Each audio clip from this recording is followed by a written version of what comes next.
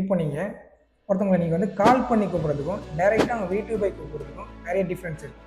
அதேமாதிரி தான் நம்ம சிஸ்டமில் ஏதாச்சும் ஒரு ஐக்கனை கிளிக் பண்ணி ஒரு ஃபோட்டோ ஓப்பன் பண்ணுறதுக்கும் அந்த ஃபோட்டோ கிரியேட் பண்ணுறதுக்கும் சிஎம்டி கமெண்ட் மூலமாக ஒரு ஃபோட்டோ கிரியேட் பண்ணுறதுக்கும் அது ஓப்பன் பண்ணுறதுக்கும் நிறைய டிஃப்ரென்ஸ் இருக்குது. ஸோ இதை ஒரு எக்ஸாம்பிளோட பார்க்கலாம். ஃபஸ்ட்டு நம்ம சிஎம்டி கமெண்ட் ஓப்பன் பண்ணிக்கலாம். அதுக்கு கமெண்ட் பார்த்தீங்கன்னா MKDR அப்படின்னு சொல்லிட்டு இந்த ஃபோட்டோட நேம் கொடுக்கணும். இப்போ நான் வந்து டெமோன்னு சொல்லிட்டு ஒரு நேம் கொடுக்குறேன். இப்போ என்ட்ரு பண்ணிங்க அப்படின்னா நமக்கு ஃபைல் வந்து ஆல்ரெடி எக்ஸிட் வந்துது. அந்த ஃபைல் இருக்கான்னு செக் பண்ணுறதுக்கு எல்எஸ் கமெண்ட் யூஸ் பண்ணிங்க அப்படின்னா டெமோன்னு ஒரு ஃபோட்டோ ஷோ ஆகுது. ஃபர்ஸ்ட் இந்த ஃபோட்டோ நம்ம டெலிட் பண்ணிக்கலாம். டெலிட் பண்ணுறதுக்கு பார்த்தீங்கன்னா RMDR சொல்லிட்டு ஒரு கமெண்ட் இருக்குது. அண்ட் தென் அந்த ஃபோட்டோடைய நேம் கொடுக்கணும். இப்போ டெமோ நான் கொடுக்குறேன். இப்போ பார்த்தீங்கன்னா அந்த ஃபோட்டோ டெலிட் ஆகிடுச்சு. எப்படி நம்ம செக் பண்ணுறது அப்படின்னா எல்எஸ் கமெண்ட் இருக்குது. இப்போ எல்எஸ் கொடுத்தீங்க அப்படின்னா அந்த ஃபோட்டோ ஆல்ரெடி இந்த டெமோன்னு ஃபோல்டர் இப்போ டெலிட் ஆகிடுச்சு.